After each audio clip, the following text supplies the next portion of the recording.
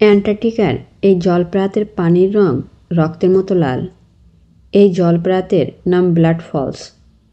Taylor হিমবাহ থেকে বনি লেক পর্যন্ত বিস্তৃত এই জলপ্রপাতের রহস্য রীতিমতো চিন্তায় ফেলে দিয়েছিল বিশেষজ্ঞদের। 1911 সালে অস্ট্রেলিয়ান ভূতত্ত্ববিদ গ্রিফিথ টেলর দুর্গম এই অঞ্চলে প্রথম পৌঁছেছিলেন। তার নামে এই হিমবাহের নাম। তিনি প্রথম দেখেছিলেন আশ্চর্য এই জলপ্রপাতটি। তারপর থেকে এই জলের লাল রঙের রহস্য উদ্ধারে একাধিক গবেষণা চলছে। সাম্প্রতিক গবেষণায় উদ্ঘাটিত হয়েছে সেই রহস্য। টেলর হিমবাহের নিচেই রয়েছে জলের উৎস। হিমবাহের 400 মিটার নিচে অবস্থিত এই জলধারার আয়তন এখনও অজানা। তবে জলের নমুনা বিশ্লেষণ করে দেখা গেছে বিভিন্ন খনিজ লবণ এবং সালফেটোফেরাস আয়নে সমৃদ্ধ এই জল।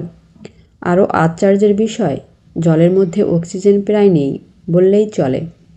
খনিজ লবণের আধিক্যের জন্যই প্রবল ঠান্ডাতেও জল জমে বরফে পরিণত হয় না। আর হিমবাহের বাইরে অক্সিজেনের সংস্পর্শে এসে ফেরাস আয়ন পরিণত হয় ফেরিক অক্সাইডে। ফেরিক অক্সাইডের জন্যই জলের রং আশ্চর্যজনক লাল বলে মনে করছেন বিশেষজ্ঞরা। জলের নমুনার মধ্যে লবণ ছাড়াও প্রচুর বিরল প্রজাতির ব্যাকটেরিয়া ও অণুজীব পাওয়া গেছে।